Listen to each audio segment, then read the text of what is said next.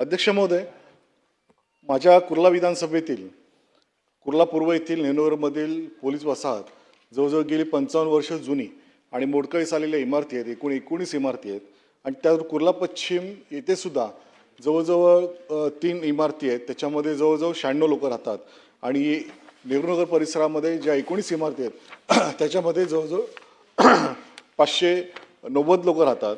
आणि या संदर्भामध्ये माननीय मंत्री महोदयांच्या उपस्थितीमध्ये एक बैठकही झाली होती आणि सर्वांचा विषय एकच आहे, कारण गेली ही 3 पिढ्या जवळजवळ त्या ठिकाणी राहत आहेत आणि आता सर्वांची मागणी तीच आहे की आम्ही 3 पिढ्या या ठिकाणी राहत आहोत आणि आज विविध धोरणांच्या किंवा योजनांच्या खाली आपण SRAच्या माध्यमातून म्हणा प्रत्येकाला घर ह्या ठिकाणी देत आहोत मुंबईमध्ये.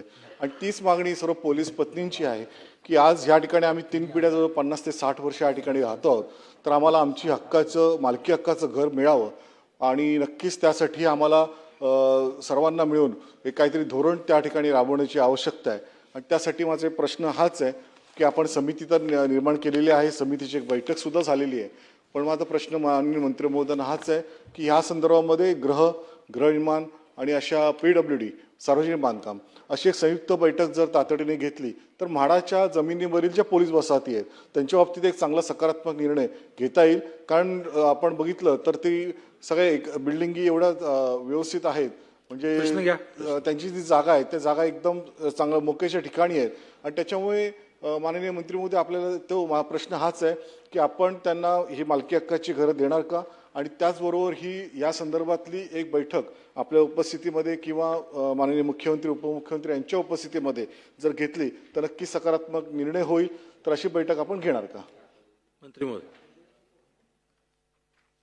अध्यक्ष महोदय, सन्माननीय सदस्य मंगेशजी कुडाळकर यांनी हा विषयाचा वारंवार शासनाकडे पाठपुरावा केला. मंगेशजी, आपण बैठका देखील या अनुषंगानं आयोजित केल्या होत्या.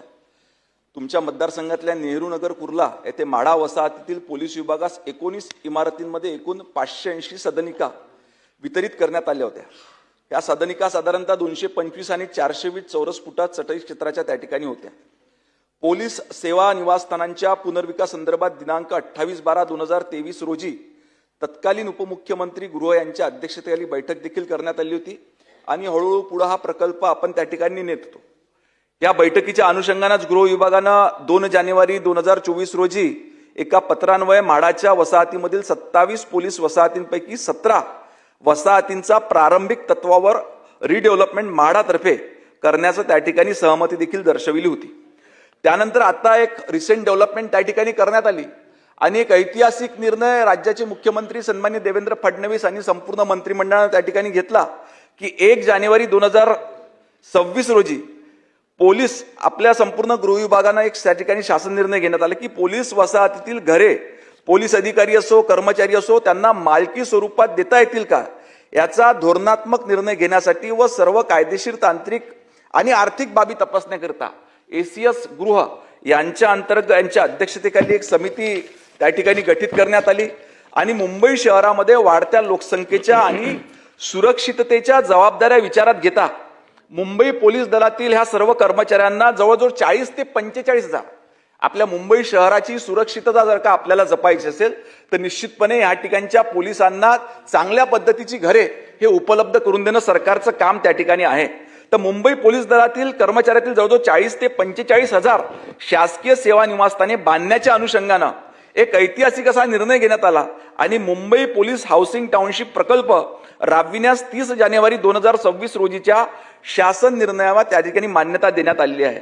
त्याच्याकरिता महाराष्ट्र राज्य पायाभूत सुविधा विकास महामंडळ म्हणजे MSIDC ही त्या ठिकाणी त्या संस्थेला कार्यान्वयन यंत्रणा म्हणून देखील घोषित करण्यात आलेला आहे आणि माननीय उपमुख्यमंत्री गृहनिर्माण यांच्या अध्यक्षतेखाली 23/3/2026 रोजी बैठक आयोजित करण्यात आली होती.